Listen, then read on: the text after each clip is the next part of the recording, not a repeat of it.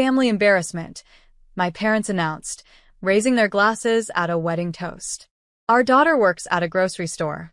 The room erupted with laughter. Not warm laughter. Not friendly. Mocking. Cruel. Every chuckle stabbed deeper. Every smile twisting the knife they'd driven into my chest. My parents looked proud, as if my humiliation was their entertainment for the evening. I just smiled. A brittle, practiced smile. Picked up my glass. Walked away before the tears could rise. Because crying in front of them, that would have been their encore. I found a quiet corner near the French doors, the ballroom's golden light spilling over my dress. My hands trembled around the glass stem, my reflection in the window blurred by tears I refused to shed. My name is Harper Lane, and if you think you know how this ends, stay tuned. Because what happens when the shame they throw at you turns into the fire that burns down their pride? The music swelled behind me, laughter and chatter rolling on like I didn't exist. And maybe that's what they wanted, that I disappear into the wallpaper, erased and forgotten. But then, a voice cut through the noise. Low. Calm. Measured. "Ms. Lane." I turned. The best man stood there, tall in a black suit, his expression sharp, professional, not mocking. His words made the air shift. "I'm your head of security. Shall we leave?" My breath caught. Security? My security? The words pulsed in my ears, steady and impossible. Around us, no one else noticed. The music played, the laughter swirled, the chandeliers glittered. But my world tilted. I set the glass down, my pulse racing, every humiliation at that table replaying like a trailer in my mind. And in that moment I knew, this story wasn't about being their embarrassment. This was about becoming their reckoning. The word security lingered in the air like smoke. I blinked at him, trying to steady my voice. Security? For me, the best man's expression didn't flinch. "Yes, Ms. Lane. I work for you. And frankly, I don't think you should waste another second in this room." Behind us, laughter swelled again.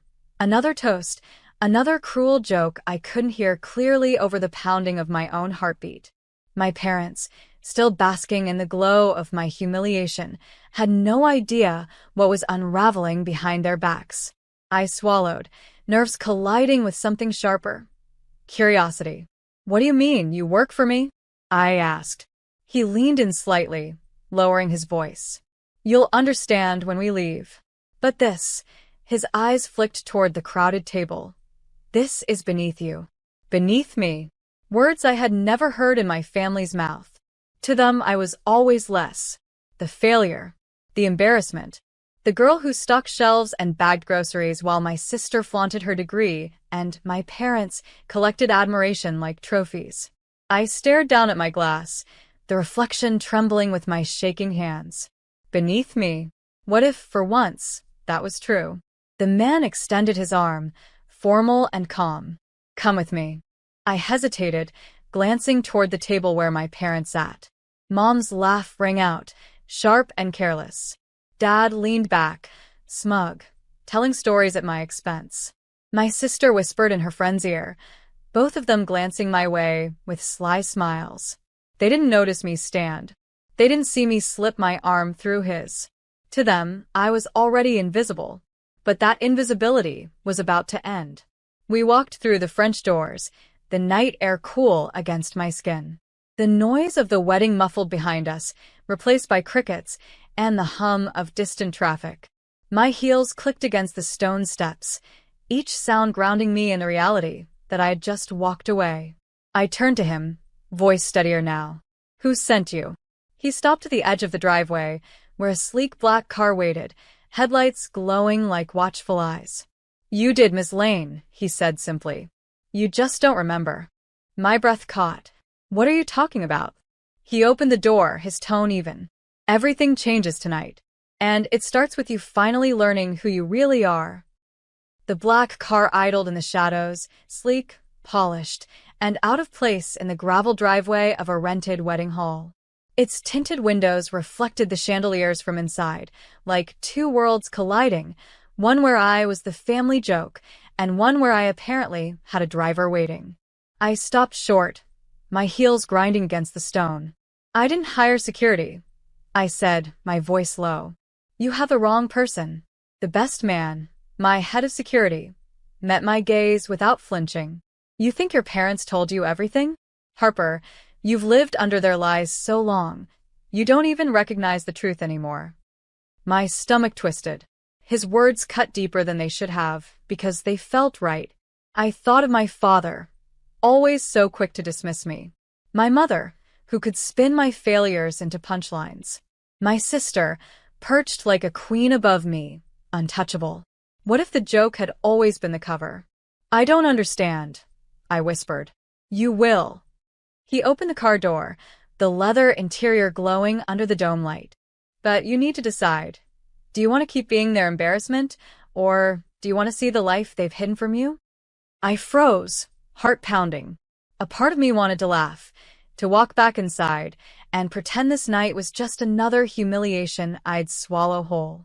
But another part, the part that remembered every cruel smirk, every dismissal, wanted answers. My hand trembled as I reached for the door. And that's when my phone buzzed. 9:14 p.m. The same number that had called me weeks ago, the one I ignored because I thought it was a scam. This time, I answered. "Ms. Lane." The voice was crisp, official. "This is your financial institution. We've been trying to reach you about multiple accounts linked to your name. Unusual transfers. Substantial sums. All routed to your parents' address. We'll need to confirm if you authorize them." I gripped the phone so tight my knuckles whitened. "My parents." "Yes, ma'am. Since 2019. The world tilted. Inside the hall, I had been the joke. Out here, in the dark, the truth was unraveling like thread in my hands. My parents hadn't just mocked me. They had stolen from me. And the head of security, waiting by the car? He didn't look surprised at all. The phone slipped against my ear as if my body was trying to reject the words. "Transfers. Since 2019. To my parents' address." The banker's voice was steady, rehearsed. "Ms. Lane will be sending over full statements. Some of these accounts are significant. If you did not authorize them, it qualifies as fraud." Fraud. The word rang louder than the music from the ballroom. My throat tightened. "How much?" There was a pause, keys clicking faintly in the background. Then the voice returned. "Altogether, $186,000. My knees nearly buckled. I pulled the phone away, staring at the glowing screen as if the number might shrink if I looked long enough. But it didn't. $186,000. I hung up without a word. The best man, my supposed security, watched me carefully. "Now you see why I'm here," he said quietly. I shook my head, trembling. "No. This doesn't make sense. They've never had money problems. Grandpa's always funded them. Why would they?" His jaw tightened. "Because greed doesn't stop when you hand it everything. It only grows." The ballroom doors burst open behind us. My mother's laugh carried through the night air as she stepped outside, her arm looped through my father's. They didn't even notice me at first, standing there in the dark with a stranger by my side. When they did, their smiles faltered. "Harper," Mom said, her tone quick, nervous. "What are you doing out here?" Dad's eyes flicked to the black car, then to the man beside me. His jaw clenched. "Who's this?" The best man's voice was calm, even. "Her protection." Dad's face hardened. "She doesn't need protection. She needs to stop sulking and embarrassing us." The words, so familiar, no longer cut the same. Instead, they landed like proof. Proof of every lie, every theft, every ounce of disdain they'd carved into me. I straightened, lifting my chin. $186,000. Mom blinked. "What?" "That's how much you've stolen from me since 2019, I said, my voice low but steady. "And tonight, the bank finally called." Her face drained of color. Dad's lips pressed into a hard line, his silence louder than any denial. The best man stepped closer, his presence steady behind me. "They know, Ms. Lane. The evidence is there. The only question left is, how far do you want this to go?"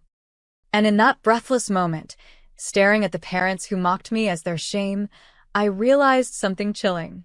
I finally held the power. The air outside turned thick, heavy, like even the night was listening. Mom's lips trembled, but she forced a laugh that didn't reach her eyes. Sweetheart, you've misunderstood. That money, it was just temporary. We meant to pay it back. Pay it back. $186,000. They said it like it was pocket change. Dad finally spoke, his tone sharp, impatient. Stop exaggerating. You work at a grocery store. What would you even do with that kind of money? We used it for the family. The family. Their code word for themselves. My chest burned with rage I'd been swallowing for years. Every extra shift I pulled, every bill I scraped together, every time I went without, while they paraded around in new clothes, new vacations, new stories about their success. The best man's voice cut through the storm. Calm. Precise. Miss Lane, the bank records are clear. Fraud. Identity theft. They'll face legal action. Mom's mask cracked. No, she gasped, clutching Dad's arm. You can't let this happen, Harper. We're your parents. Parents. The word twisted in my gut. Parents protect. Parents guide. Parents don't bleed their child dry and then serve her up as the family embarrassment at a wedding. I took a step closer, my voice low, steady. You didn't just steal my money. You stole my name. You stole my future. And you laughed while you did it. For the first time in my life, they had no script, no excuse sharp enough to cut me down. Their silence was my victory. But silence wasn't enough. I glanced at the best man. He gave the slightest nod, as if to say, "It's your move now." I pulled my phone from my clutch, scrolling through the screenshots, the statements, the proof. My thumb hovered over the contact labeled Grandpa's attorney. One call, and their world would collapse. Mom reached out, desperation raw in her eyes. Harper, please think about the family's reputation. Think about what people will say. Her words almost made me laugh. After all the times they branded me the embarrassment, now she cared about reputation. I locked eyes with her, fire burning in my chest. Exactly. And as I pressed dial, my father's face went pale. Because for the first time, he knew the embarrassment was about to be theirs. The line clicked. Law offices of Reynolds and Clark, a polished voice answered. Hello, I said, steady, though my pulse hammered in my ears. This is Harper Lane. I need to speak to Mr. Reynolds. It's regarding fraud committed against me by my parents. Dad lunged forward, snatching at the phone, but the best man stepped between us, his frame like a wall of steel. Dad's hand froze midair. For once, he was powerless. Mom's voice cracked, desperate. Harper, hang up. We'll fix this. We'll pay it back, every cent. Please don't do this. But I wasn't the scared little girl at their dinner table anymore. I wasn't the punchline. I was the reckoning. Mr. Reynolds, I said when the lawyer came on the line, his tone brisk and professional. I have proof. Transfers. Accounts. Over $186,000 stolen in my name. I want to press charges. The words left my mouth like fire, searing, final. Dad's face drained of color. Mom's hands shook violently, her eyes wide, pleading. You'll ruin us, she whispered. You'll destroy the family. I turned toward her slowly. No. You already destroyed the family. I'm just making sure everyone else sees it.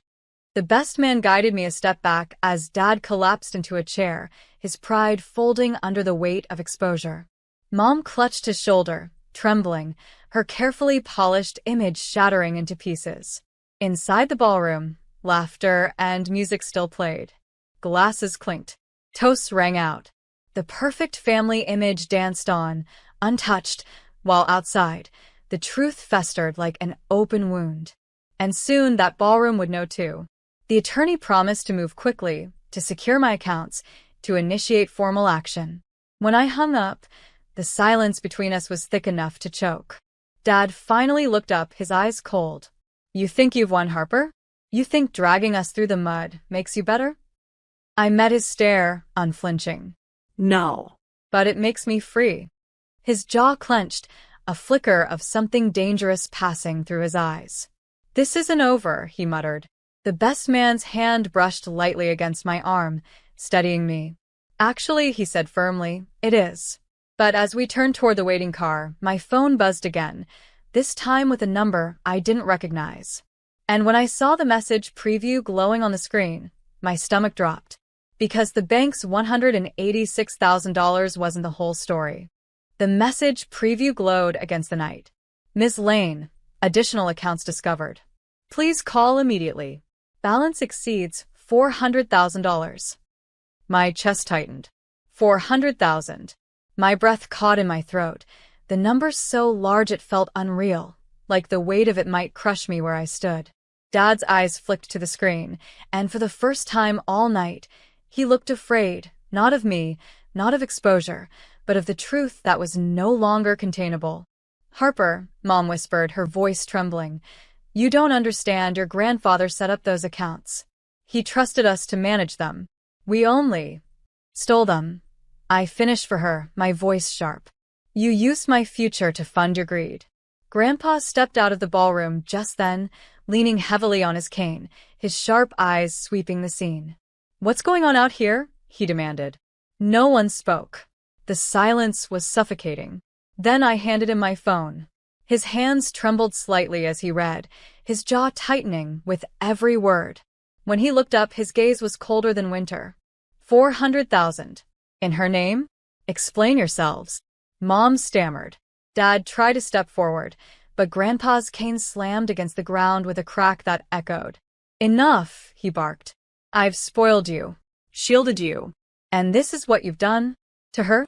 Mom's face crumpled, tears spilling freely now. Dad's shoulders sagged, the fight draining from him. But I didn't need their apologies anymore. The evidence was iron. The witnesses were here. And for once, the narrative wasn't theirs to control. The best man, my silent anchor, spoke softly. "Ms. Lane, you hold all the power now. You decide how far this goes." I looked at my parents, their faces pale, broken, stripped of arrogance. The same people who called me their embarrassment, who mocked me in front of friends, who treated me like less than nothing, were finally on their knees. Part of me wanted to scream, to demand they feel every ounce of pain they had poured into me. But another part, quieter, steadier, knew revenge didn't need noise. Revenge needed truth. And truth was already burning through them like fire.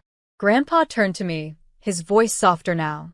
"What do you want, Harper?" I met his gaze, steady, unshaken. "The same thing they stole from me," I said. "My freedom."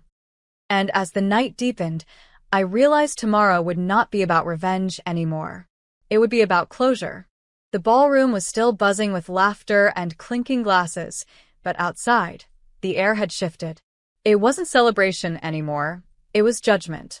My parents sat silent, pale, their world crumbling under the weight of numbers they could no longer deny. Grandpa stood tall despite his cane, his eyes fixed on me. "What do you want done?" he asked again, his tone grave. I looked at them, at the two people who raised me, who should have protected me, who instead stole my future and mocked me in public like I was nothing. For years, I had carried their weight, shouldered their lies, drowned under their debts. Now the debts were theirs. "I don't want their apologies," I said quietly. "I don't want excuses. I want my life back. And I want the truth to follow them everywhere they go." Grandpa nodded once, his jaw set. "It will. I'll see to it." Mom broke then, sobbing, her carefully painted mask gone. "Please, Harper. We're your parents. Don't destroy us." I met her gaze, calm and steady. "You destroyed yourselves the day you decided your greed mattered more than your daughter." Dad tried to speak, but the best man's presence behind me silenced him. For once, I didn't need to shout. My quiet resolve was louder than all their cruelty. The next morning, everything moved fast. The attorney filed. The bank froze accounts. The police arrived with questions they could no longer dodge. And by evening, the whispers began to spread, through family, through friends, through the same community where my parents had laughed about me being their embarrassment. Only now the punchline was theirs. The humiliation they had built for me became their legacy. As for me, I walked away. No more 3 jobs. No more carrying debts that weren't mine. No more swallowing shame that didn't belong to me. I rented a small apartment that was mine alone, a space untouched by their shadows. The silence there didn't hurt, it healed. One night, sitting by the window with the city lights glowing, I thought of them. Of my mother's laugh, my father's smug pride, their cruel words at that wedding. And I smiled. Not because I hated them, not because I wanted them to suffer, but because justice had finally spoken louder than their lies. My name is Harper Lane, and I am no one's embarrassment anymore.